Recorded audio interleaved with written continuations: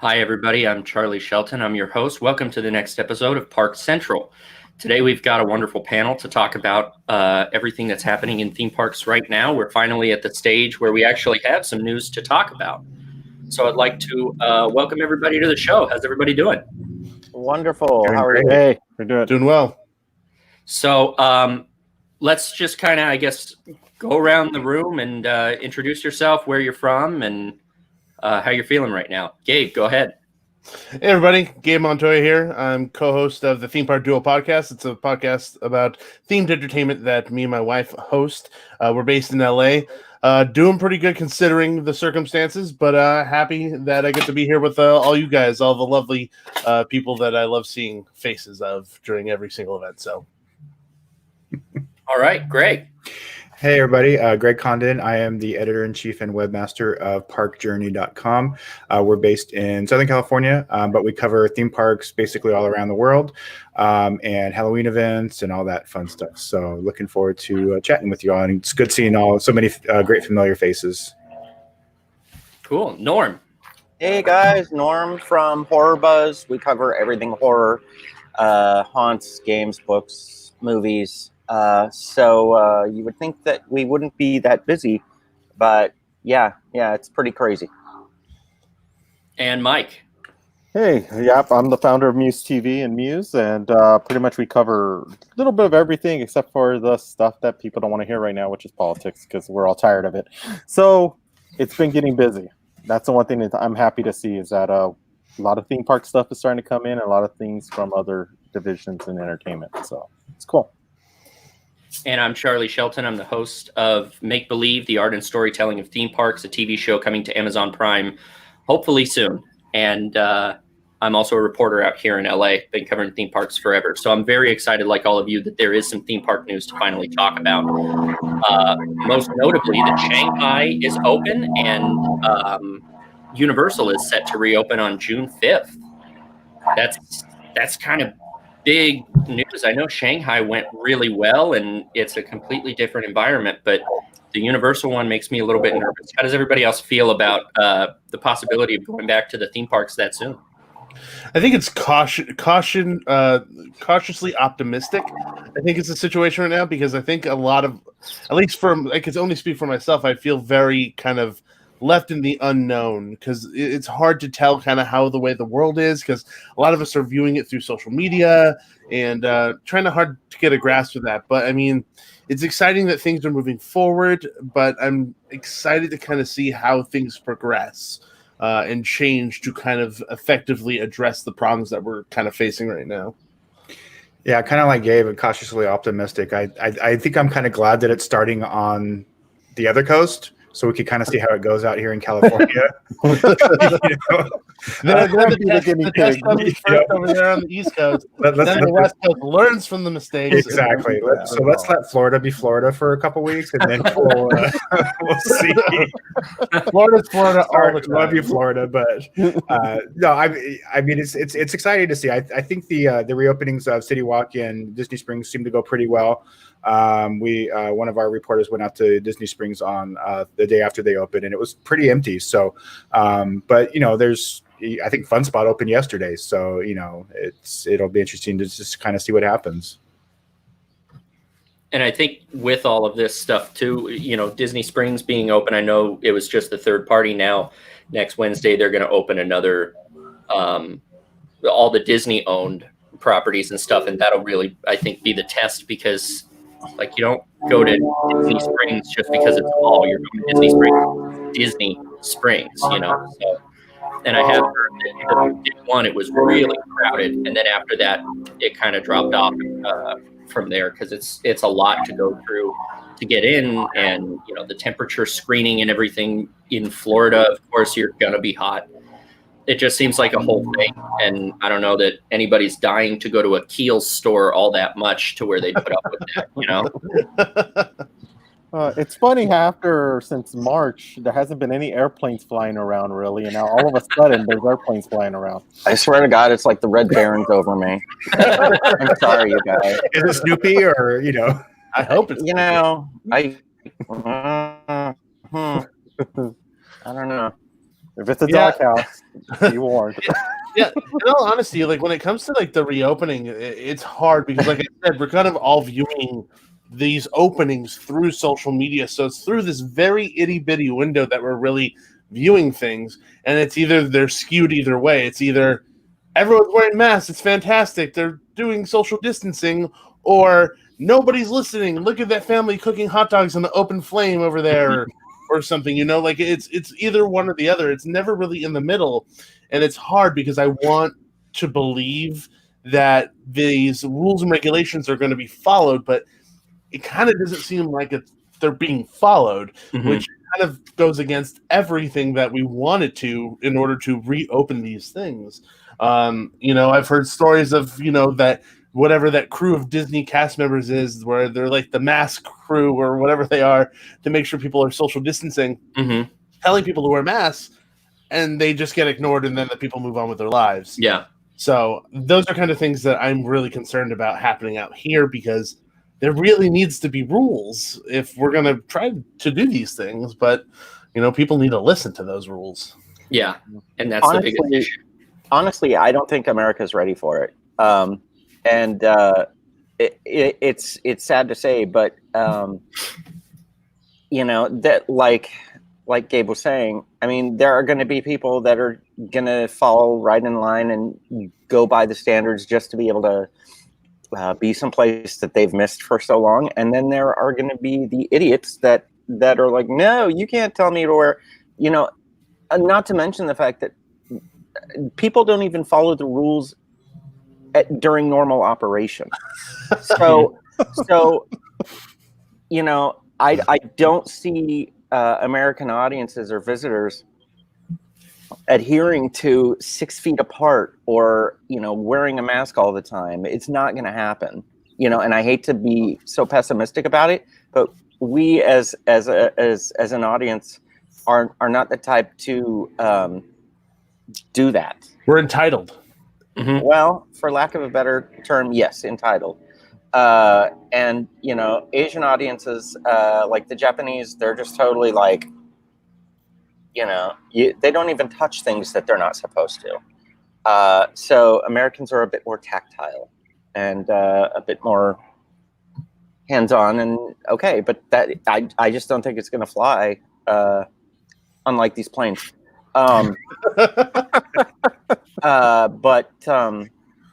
you know, am I optimistic? Yeah. I mean, you want to be able to go back to the parks. You want to be able to go back to your haunts. But I don't see it going well for the foreseeable future until things ease up. But like Gregg was saying, you know, let Florida be America's guinea pig, and let's see what happens. They're willing, so. I guess my biggest thing is when it comes to capacity and how they're going to deal with capacity and how they're going to deal with tickets that need to be re-honored because during this time you were not being able to use them. How's that all going to work? How is it going to work where people are going to have to make reservations? Because you already know if it's Disneyland, it's going to be hard to get in. Yeah. Let alone the fact that they have APs. Yeah. Yeah, you know, Exactly. we were kind of having this conversation yesterday, and you know, kind of trying to come up with ideas of how they're going to work that. You know, I kind of came up with, you know, if you have like the top tier Disneyland AP, you should probably have higher priority over somebody like me who has a flex pass to get in. So like I was saying, you know, they could get in 35, they can make a reservation 35 days out, and then the next tier down 34, and then 33, you know, so on and so forth, you know, and then my pass would be like 25 days. You can make a reservation if there's any left by that point. So, you know, I'm sure they're probably, I mean, I would imagine they're considering all these things. I mean, there's some smart people in Disney and all these other parks. So I would imagine that they're, you know, talking about these things. But yeah, I mean, you're going to have, you know, APs that again, to use the word that Gabe used, you know, entitled to, you know, and for good reason. I mean, if they're paying $1,500 for an annual pass, you know, you should have the highest priority to get into Disneyland as far as I'm concerned. Yeah, and if you're an annual pass holder and you feel like you shouldn't need to wear a mask when you go, you might need to reconsider being an annual pass holder then, because there's a big long list of rules that you signed in order to be an annual pass holder. And that's something you should have read. And I guarantee you about 99.9% of people who signed that paper, including myself, did not read. You didn't read about giving your firstborn? Oh, yeah, it was that. I'm pretty sure it was something about like taking my blood, microchipping me, something, I don't know. But like, in all fairness, those rules, I don't have 3 or 4 hours to go through the fine print. I mean, and tell me who does when you're like, I just want to write Small World. But no one says that. Whatever rides it somewhere, you know. I mean, it's like, it's understandable that people don't read it. Yeah. But, No, you're right. I think what this all comes down to, and like you were saying about not following the rules, it comes down to a cultural thing. And I've taken too many anthropology classes to see this as anything else. It's just going to be what is acceptable in our purview. And like in Shanghai, in Hong Kong, and Tokyo, it's acceptable and almost normal to wear a face mask due to pollution and everything else. And then when you see these, 50 plus people, tourist groups come over from China to come to Disneyland, I would say a lot of them are wearing the face masks just in case. And it's not a bad thing, but it's almost normalized there where you don't have to, but it's part of the culture and part of something we see, and you just do it. Here, face coverings are completely off. Like the idea that you're going to talk to a cast member who's not smiling at you is very foreign to me. It's a very weird idea, because eye contact, firm handshake, a smile, you're down to 1 out of the 3 now.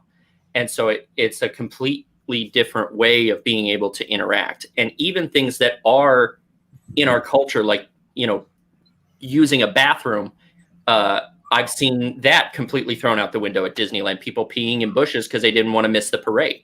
And that's normalized for us, and they still don't do it. Like it's something that's not just, oh, well, you should. It's so far out that they're going to get some pushback. And, America was founded on protesting, and that's what we're best at. And we do it on every single issue forever, whether it's putting the Hatbox Ghost back in or taking him out or both. And you can be on both sides of that protest. Yeah, but what? That really mattered. And so people are up in arms over that. I mean, putting Peter Pan into Small World. They were like, we're going to never go to the park again because there's Peter Pan. Like, why does it matter? And so this, I think, is just going to be one more thing. You can't get close to Mickey Mouse. You can't smile with him. It's going to be a whole issue. And it's just going to be a nightmare.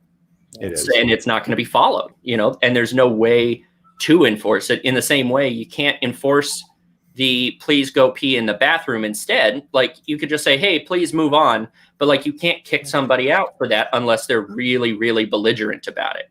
There's a little lake called Rivers of America where you could pee in. You can't be kicked out of the park because you're peeing in a bush. Not Seriously? If you work fast enough.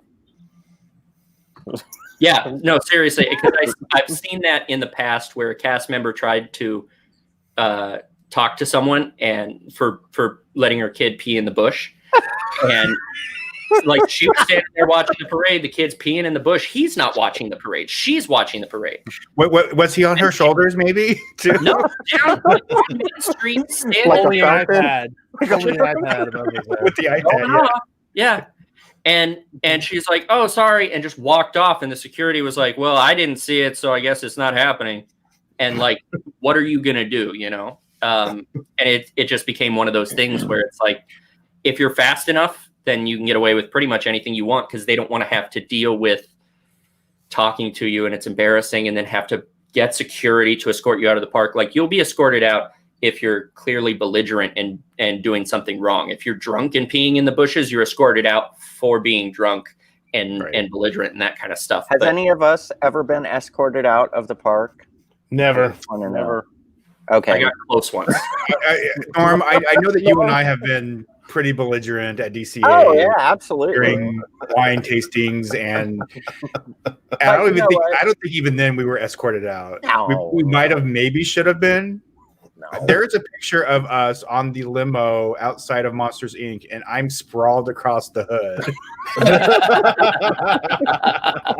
I don't know what you're talking about. It's like a White Snake album. Those were the days. But yeah, no, I don't think I've ever been close to, it was all in fun, right? But yeah, it's just like like you've all been saying, it's a culture thing. And I think, for me personally, I know that I'm more apt to want to go back to a park that is going to enforce masks. Like, do I know that 100% that it's going to stop things? No, I don't. But for me, it's kind of a common courtesy thing that you're looking out for me, I'm looking out for you. I have asthma. It's not easy for me to wear a mask. I run. I take a mask with me when I run. When somebody's approaching me when I'm on my run, I pull it up. It's a common courtesy thing. Mm-hmm. I went to Costco the other day, and some person was like yelling at the cart guy because I'm like, because he didn't want to wear a mask. I'm like, that is not the person that is making this rule at all. And I think that people need to understand the frontline CMs are not the ones, that are making these rules. And Greg, they never even kept that in mind with normal rules. I know. They're not going to keep it in mind when they're told to wear a mask for everybody's safety. I know. Yeah. So Common sense is thrown out the window. But then, I saw yesterday, Lagoon Park in Utah is going to open up, and they're talking about 15% capacity. And for a second, I'm like, 15% capacity, I'm going. Like, that's amazing. But then they're like, oh, you only have to wear a mask when you enter the park, and that's it. Like, that doesn't make any sense. Oh, what? Like, Why even bother then? Yeah, Well, I don't. Yeah, like- everyone kept asking on their Facebook page, "Do you have to wear a mask?" And all their blanket response was, "You have to wear a mask entering the park." I think that but means what when you wear it once you're entering and you're in, you have to wear it. It's just poor wording. It sounds like. No, they kept because people kept asking clarifying questions like, "So do I have to wear it in the park at all times?" You only have to wear it to enter the park. how many feet away from the main gate do I need to be before before I could take off my mask. So yeah. Well, there's also that other haunt that's doing the halfway to Halloween event. Why is my brain Fear Factory in Salt Lake City? They're doing a weekend event, lights out weekend event thing, and it's kind of like the first haunt in the country to go through looking at what haunts would look like during the age of COVID, and they're minimizing the crowds down to 25%. They're asking everybody to wear a mask. Even the actors have a mask on. They've reduced the cast to 50, to 1/3 of what the normal amount of actors in the maze would be.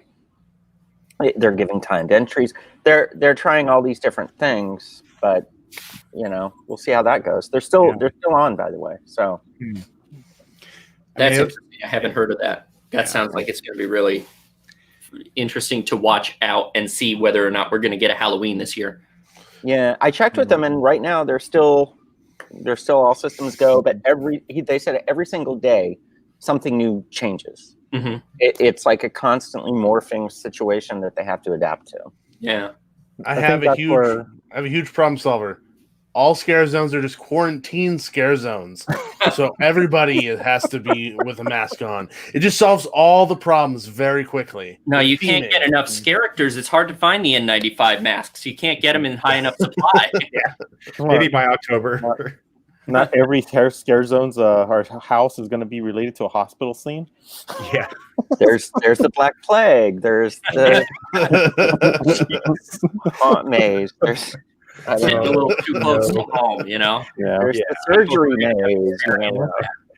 But I mean, but you start to, because I think that we were talking about that the other day too. We were talking about haunt things, and you think of walking through a maze or a house, all of the things that you touch. You have the curtains and the drapes, and then how close. Yeah, those would all have to be gone. Yeah, it's just you just think of all the surfaces that you touch in that kind of scenario, and it's kind of daunting, and it's who knows what's we haven't heard any announcements of any major anything from Horror Nights to Scary Farm to Fright, nothing.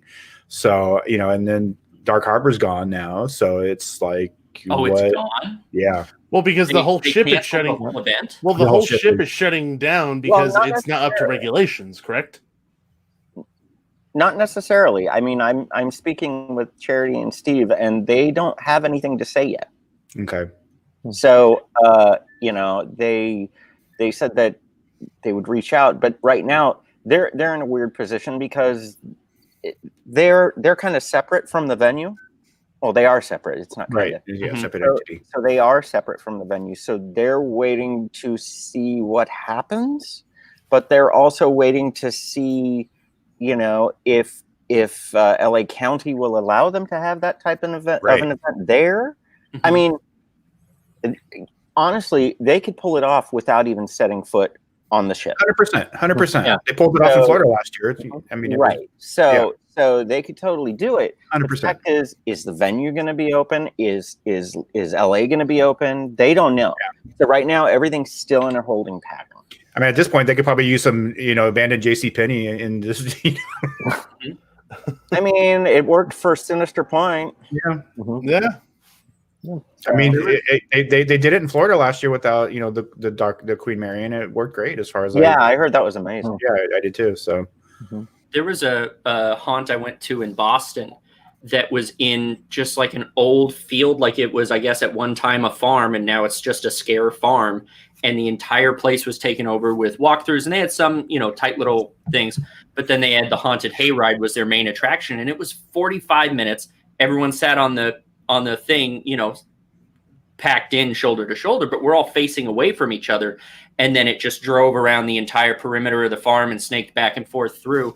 And because of the moving vehicles and everything, you couldn't get too close except for the occasional character. And I keep coming back to that in my head of you would need something big, open air like that with the tract of land to be able to run through. And I just don't think Haunted Hayride, which is the only thing that would be close enough, the Griffith Park one, even that's much shorter and smaller in scope than this one is. But those are going to be the only kind of things that would work if you reduce capacity to where you're not packed in. But at least you're away from everything. You're not getting close to any of the characters, and everything is done with that, big moving truck in mind. I think those are the kind of things that are going to work well this year. Well, but then you're also thinking about how many people you can safely fit onto a vehicle with distancing. So that's going to be reduced. Yeah, it's going to have to decrease their capacity a lot, but it's way easier to adapt that system than the Walking Dead. Yeah, definitely.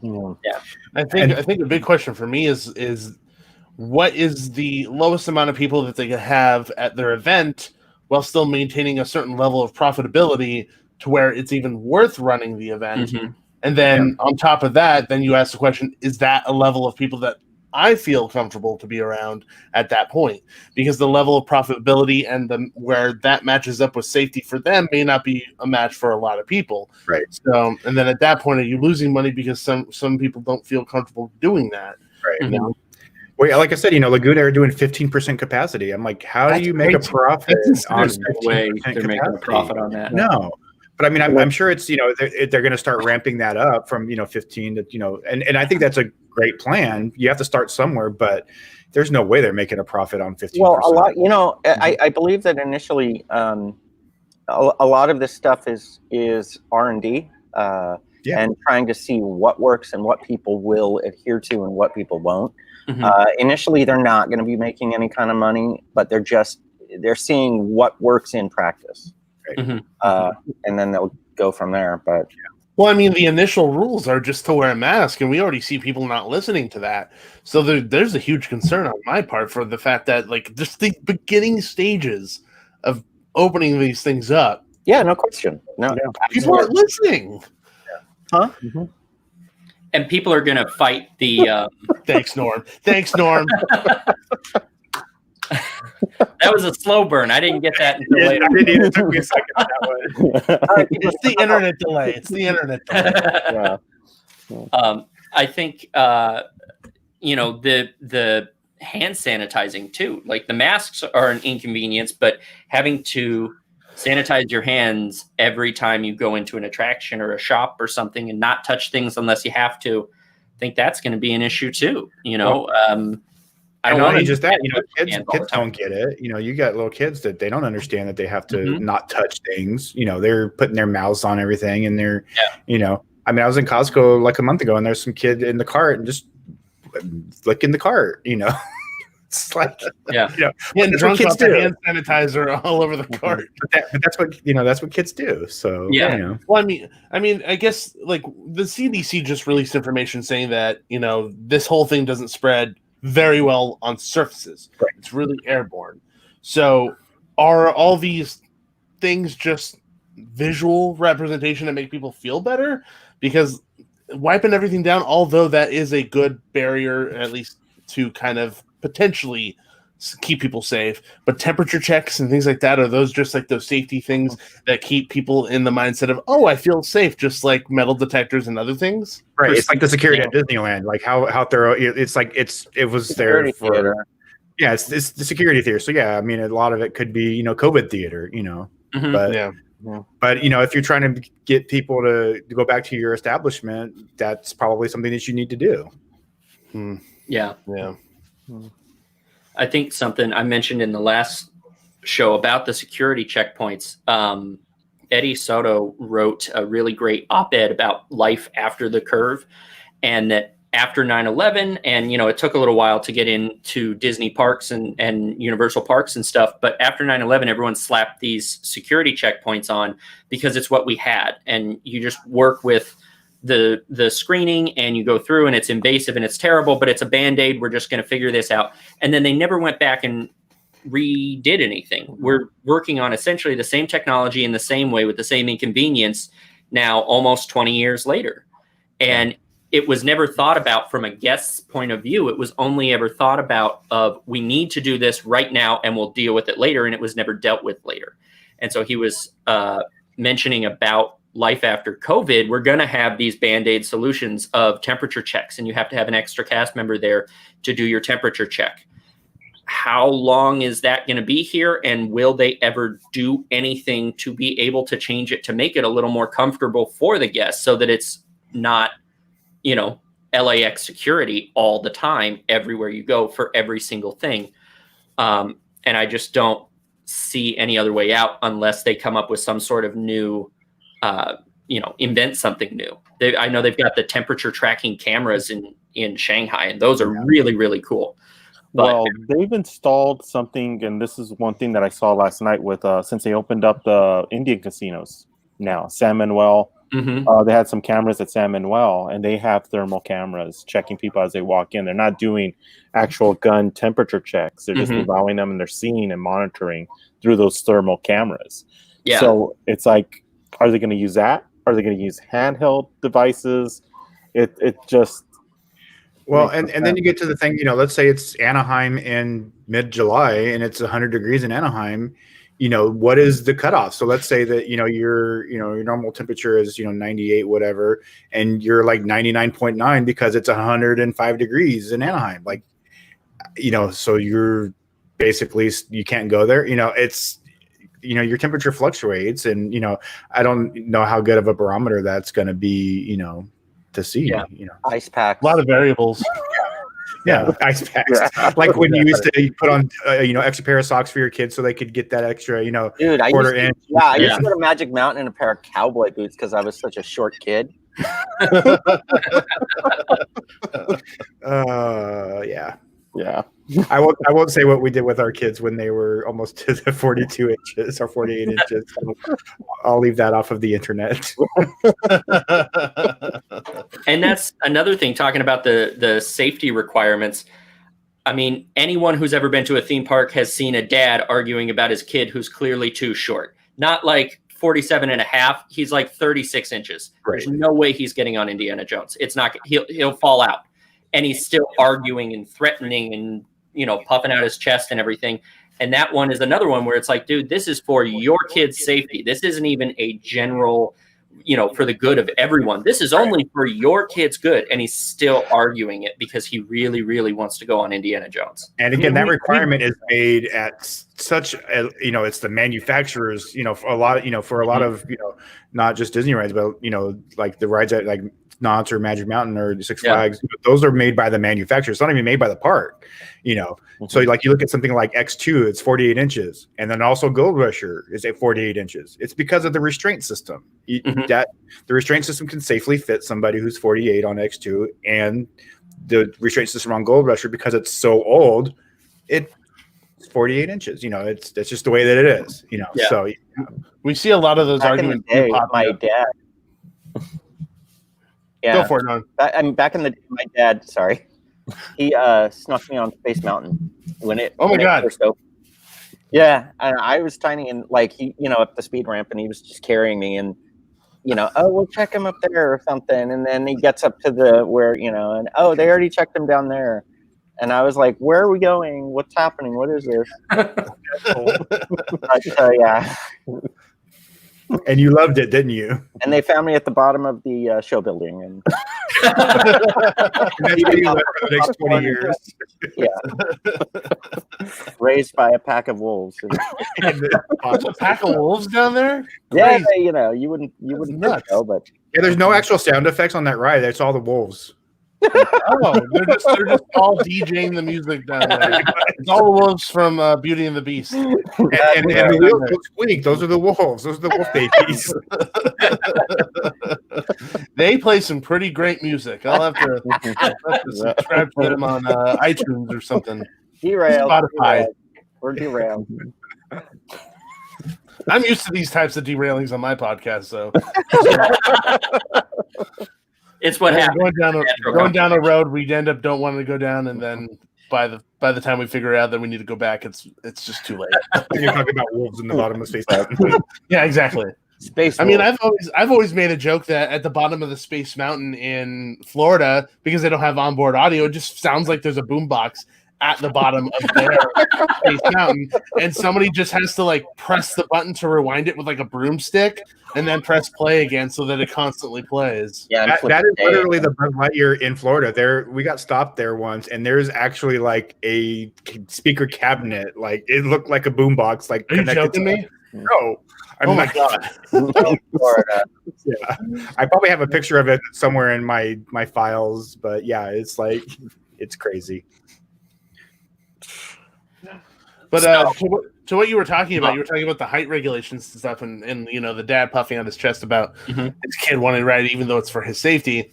We're already seeing that with people talking about their kids and going to the parks during our current situation. Like my kid has this lung disease. Does he have to wear a mask? Maybe you should probably think about the priorities there, because maybe going to a park with your kid who has a lung disease probably isn't the best idea in the world. Yeah. So, we already have those situations popping up. So, I mean, I wouldn't be surprised if that happens more often. That's why I'm curious. I haven't done this yet, but I think I'm going to try and, when I find some time, go on to some of the chat boards or some of the comments on some of these don't do it. Don't do it. People are saying, because I'm curious. Don't do it. It's real bad. It's bad. I actually was getting into somebody on one of the amusement park Facebook groups this morning about a park opening in the Dells in Wisconsin. They were basically like, employees can wear masks, but guests don't have to, and they're wiping down the cars after every time, but no masks are required and no social distancing, and kind of just, you don't do it for your own mental health. Mm-hmm. Yeah. You'll find yourself at the bottom of Space Mountain, like, no, okay. Because I already got off of Twitter because I can't read the ones on Twitter anymore. It's bad. Yeah. There's some vile stuff going on right now. In these types of situations, even after 9/11 and after this, there's going to be a lot of vile comments from people who are going to show their face and the type of person that they are. And I mean, honestly, do it. Say it, because now we know the type of person that you are, and I know who the good people are. So yeah. Exactly. Well, and that's, another anthropology point of view that I've seen slowly being brought out on some of those chat boards, and a couple of people are starting to do some work to publish on this, is how is this going to affect us moving forward as a society? Like, is there the thing that I saw published already is on victim stigma of like, oh, you had COVID, stay away from us. You're no longer invited to my birthday party.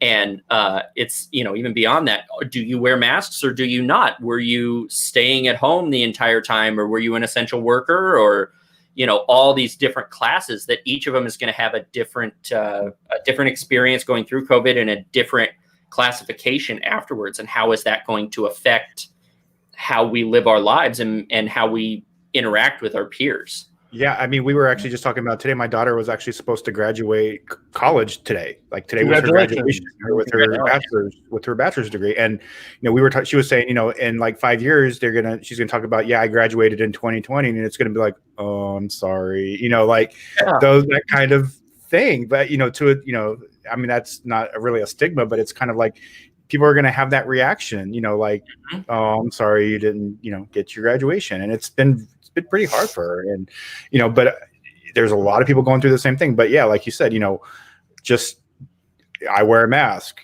you don't, and it's like people are saying, oh, if you don't wear a mask you're this, and if you do wear a mask you're that, and just a lot of just different things going going around. Lots of labeling. I mean, like Nikki and I have a 1-year-old. She's 1.5. She's an absolute blast, but she needs to get out of the apartment. Like, she needs to get out of the house. So we go on walks often. Nikki and I wear masks. But there are a lot of people that we come across who just aren't wearing them. And not that we are knowledgeable in everything, but, the safest thing that we could think of doing is just avoiding them. Go around them, take a long loop around, waiting till they pass in like a driveway, then go, being polite. Even though we're the ones wearing masks, we're actually not putting that on everybody else. We're just trying to live our lives. If you're living your life and that's what you want to think, then that's fine. I'm just going to live my life. But I can't tell you how many times we've taken like a long loop around people who are not wearing masks, and they like talk about us as they walk by or give us like the side eye. It's like, we literally didn't ask you to do anything. So just leave it. And you know what? And those type of scenarios are going to show up in the and those type of scenarios are going to show up in the parks. 100%. Really imagine what it's going to be like when you're going to be able to see people right in front of you, walking right towards you, suddenly redirect or go down to a different pathway that you're walking. And what is that going to be like? Because these walkways are not really they're made to move people to certain areas, not for people to just go off of those certain pathways. Yeah. I mean, kind of back to Gabe's point, I was running a couple weeks ago and I was wearing a mask. Somebody yelled at me from a car passing me that I was wearing a mask. Like, that I was like, I won't use that language, but yeah, I was like, really?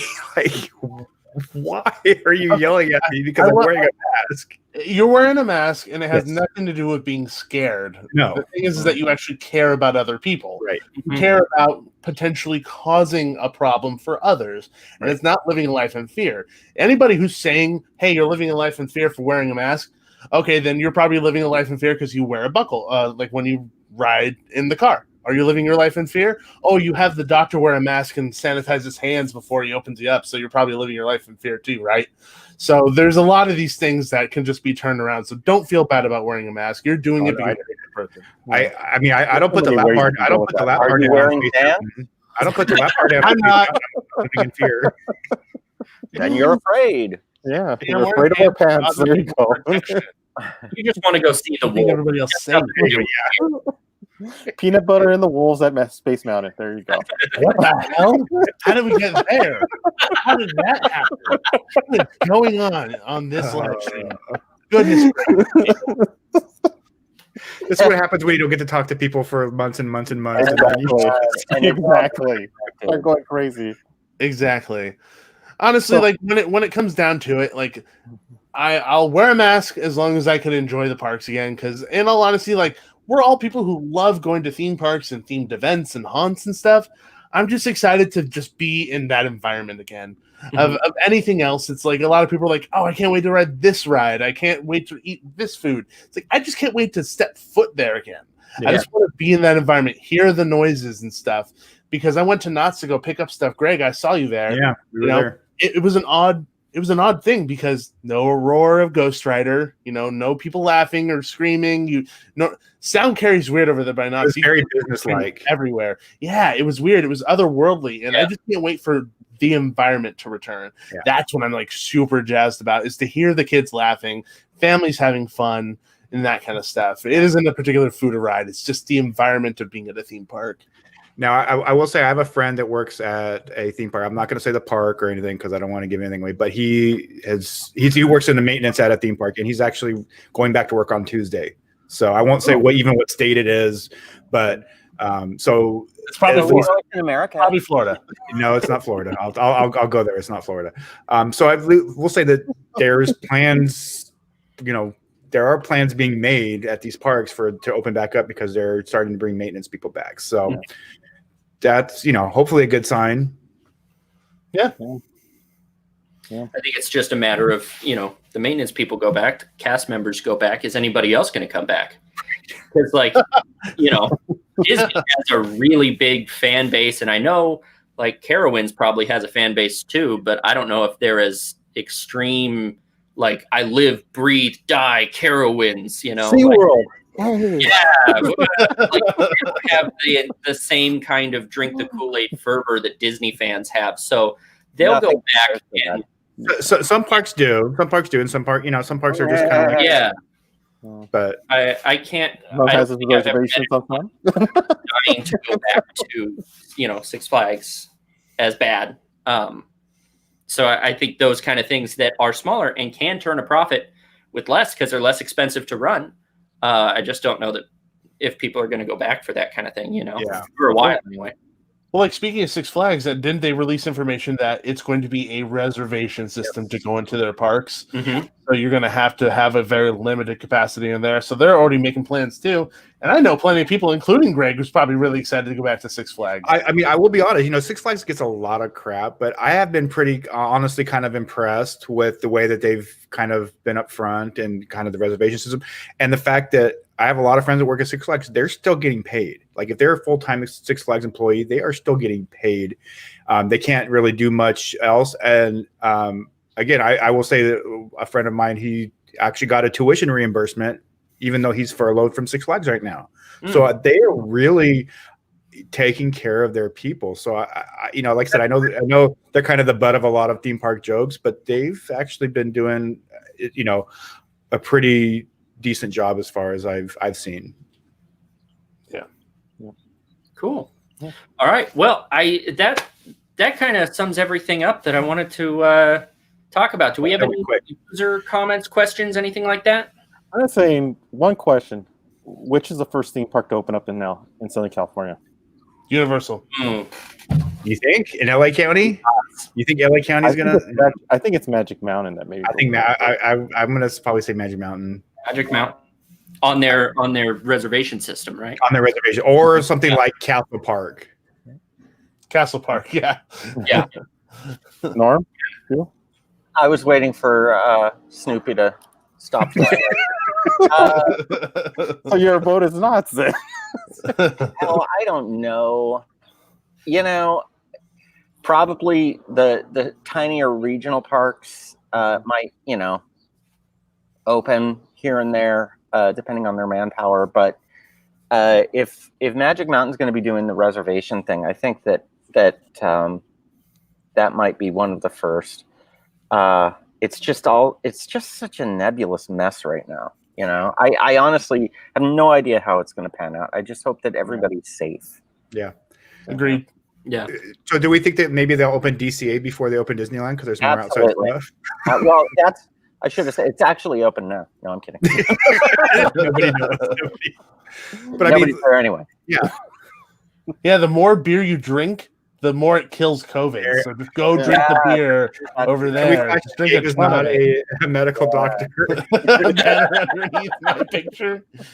No, I'm not a doctor, but as a doctor, go drink a ton of beer before COVID. Heard a lot of pot too now. Right. All right. Well, thank you guys for joining me. Time for your shameless plugs. Let's just go around the room and tell everybody what you've got going on. Gabe. Thanks for having me, guys. Had a lot of fun seeing all your smiley faces. You can find me and my wife at Theme Park Duo on Twitter, Facebook, Instagram, and YouTube. You can find our podcast wherever you listen to podcasts, iTunes, Spotify, anywhere else, any other podcatcher. And hopefully you enjoyed my nonsense, because you'll find much more of that nonsense on our podcast. All right, Gregg. Hey, everybody. So parkjourney.com, Instagram and Twitter at park_journey. And then on YouTube, you can find me at Park Journey and Facebook as well. And then we also have a new podcast, Disney Hacks Podcast, that we send out every couple of weeks. Nice, dude. Great. Mr. Webmaster. Norm. Like that. If you want to pass, we can come back to you. Norm, horrorbuzz.com. Find us on Facebook. You know what? I'm a little bored. No, I'm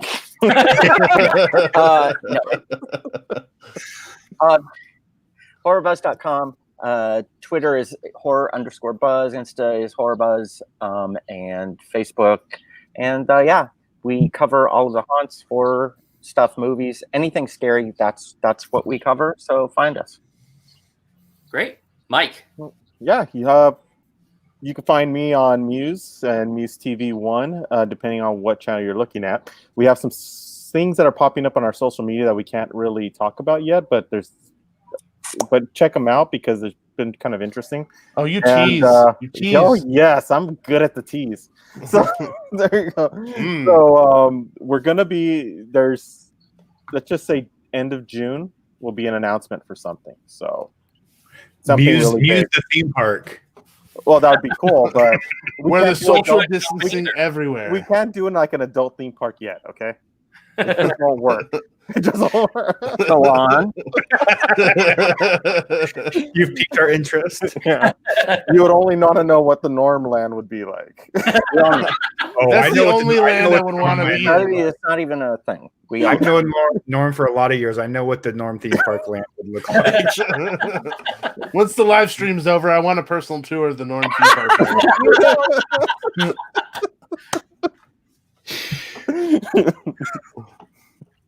And I'm Charlie. I'm the host of Make Believe, the art and storytelling of theme parks, a TV show that's coming to Amazon Prime as soon as we can. And in the meanwhile, we're doing this podcast, Parks Central, which is sometimes on YouTube, and now it's going to be every week on audio only podcast.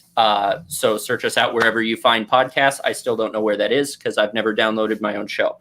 So just search Parks Central, and we're there. All right. Well, thanks everybody for stopping by. And thank you.